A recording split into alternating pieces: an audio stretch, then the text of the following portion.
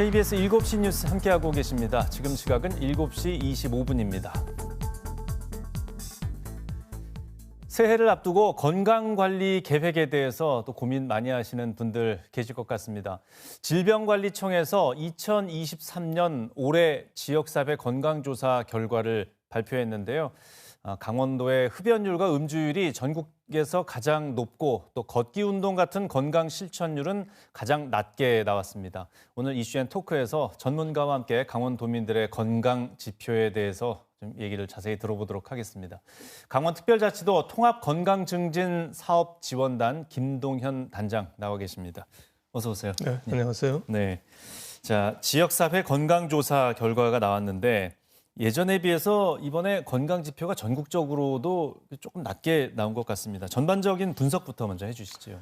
네, 지금 말씀하신 바와 같이 지역사회 건강조사는 2008년부터 우리나라 258개 시군구 전국을 대상으로 해서 한 20만 명을 대상으로 해서 수행되고 있는 네. 대표적인 건강행태 조사 체계입니다. 네.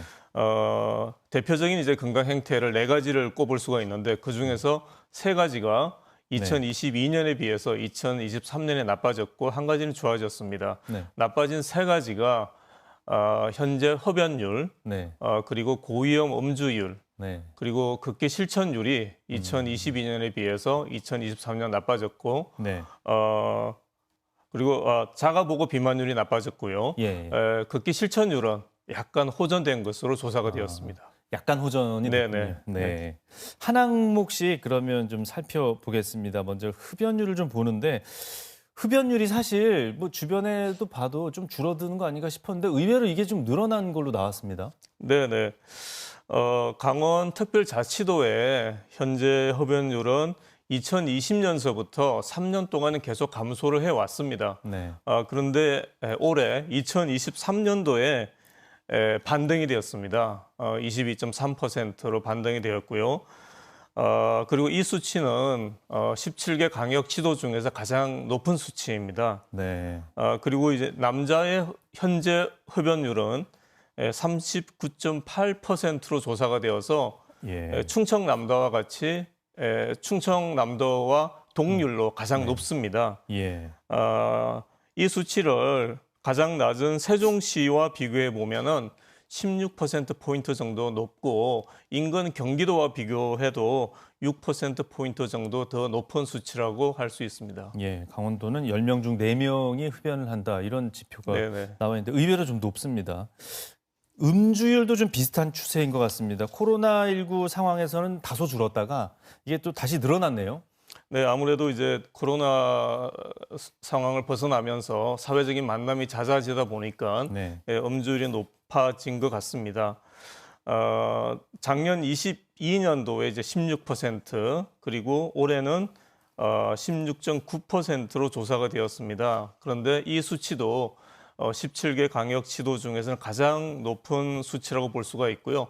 예. 이 고위험 음주율은 지역사회 건강조사가 시행된 2008년 이후에 강원도가 항상 지속적으로 가장 높은 수치로 보고가 되고 있습니다. 예, 두 가지 모두 몇 년치 감소 그 수치가 한꺼번에 네네. 1년 사이에 다시 돌아갔는데 운동 부분도 좀 보겠습니다. 안 좋은 것만. 일주일간 30분 이상 얼마나 걷는지 주 5일간 걸은 비율을 이제 걷기 실천율이라고 하는데 이게 이제 강원도가 가장 낮게 나왔군요. 이건 항상 의외인 것 같습니다. 네. 그 걷기 실천율이 2022년도에 작년도에는 35.6%였고요. 네. 이제 올해는 약간 증가를 했습니다. 약간 증가를 했는데 다른 지역이 더 많이 증가를 했기 때문에 네.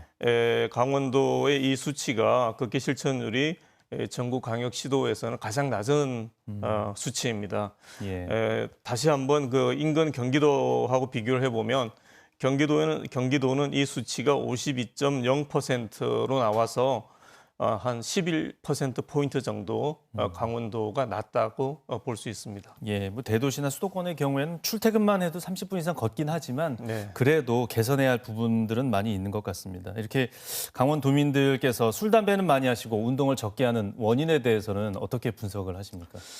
네, 이 사실 이 강원특별자치도의 나쁜 건강 형태는 한두 해의 문제는 아니고요. 지난 10여 년간 지속적으로 이제 관찰이 되고 있습니다. 그런데 이런 그 나쁜 행태의 문제를 어떤 그 개인의 책임으로 돌리는 경향이 있는데, 네. 실제로 많은 수많은 이제 건강 격차 연구에서 이제 지적을 많이 하고 있습니다. 특정 지역 주민의 건강 행태는 그 개인의 문제가 아니고 그 지역의 사회 문화적인 인프라가 큰 역할을 한다. 이렇게 보고가 되고 있습니다. 네.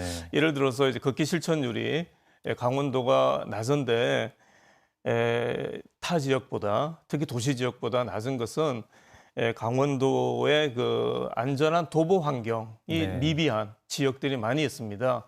예를 들면 강원도 산간 지역 같은 경우에는 밤이 되면은 섬이 된다라고 얘기할 수 있습니다. 걸어서 갈 수 있는 지역이 없는 것입니다. 네. 그리고 그 높은 비만율이나 고위험 음주율 등은 이제 좀 건전하게 여가를 즐길 수 있는 이제 문화적인 인프라가 강원도가 다른 지역에 비해서 상대적으로 부족하지 않느냐 이렇게 좀 생각해 볼 수가 있습니다.